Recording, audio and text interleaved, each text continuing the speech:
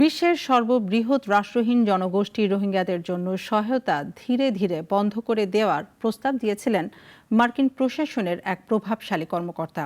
যুক্তরাষ্ট্রের প্রধান বৈদেশিক সাহায্য সংস্থা USAID গুটিয়ে আনার কার্যক্রম তদারকির দায়িত্বে ছিলেন তিনি।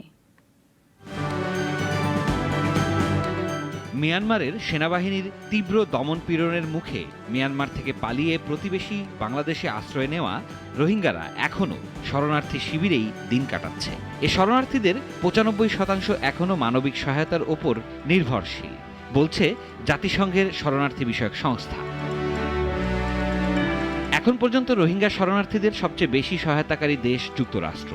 ২০১৭ সাল থেকে এ পর্যন্ত তারা রোহিঙ্গাদের সহায়তায় প্রায় $২৪০ কোটি দিয়েছে বলে মার্কিন পররাষ্ট্র মন্ত্রণালয়ের তথ্যে দেখা যাচ্ছে। বাংলাদেশের বাইরে মালয়েশিয়া, ইন্দোনেশিয়া, ভারত, থাইল্যান্ড ও অন্যত্র কিছু রোহিঙ্গা আশ্রয় নিয়েছে। জাতিসংঘ চলতি মাসের শুরুর দিকে সতর্ক করে বলেছিল, আরও অর্থ তুলতে না পারলে তারা এপ্রিল থেকেই বাংলাদেশে থাকা রোহিঙ্গা শরণার্থীদের খাদ্যের পেছনে খরচ মাসিক $12.5 থেকে $6 নামিয়ে আনবে। এর মধ্যেই জানা গেল মারক্কো ওই ইমেইলে USAIDর মানবিক সহায়তা কার্যক্রম বিষয়ক ব্যুরোর প্রধান টিম মেইজবার্গকে একটি অ্যাকশন মেমোর খসড়া করতে বলেছিলেন, যার মাধ্যমে মার্কিন সাহায্যের উপর মিয়ানমার থেকে পালিয়ে অন্যত্র আশ্রয় নেওয়া রোহিঙ্গা শরণার্থী ও লেবাননের অস্বাভাবিক নির্ভরতার বিষয়ে পররাষ্ট্রমন্ত্রী মার্কো রুবিওর নজর কাড়া যায়। বিষয়টির সম্বন্ধে অবগত একটি সূত্র মারক্কোর ওই ইমেইলের সত্যতা এবং USAIDর এই কর্মকর্তা যে রোহিঙ্গা ও লেবাননের সহায়তা ধীরে ধীরে তুলে নিতে চেয়েছিলেন তা নিশ্চিত করেছে।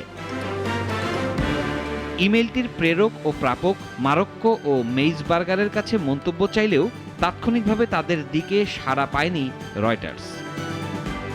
শুক্রবার কক্সবাজার গিয়ে জাতিসংঘের মহাসচিব আন্তোনিও গুতেরেস আশ্বাস দিয়ে বলেছেন, শরণার্থীদের রেশনে কাটছাঁট রোধে জাতিসংঘ যথাসাধ্য চেষ্টা করবে।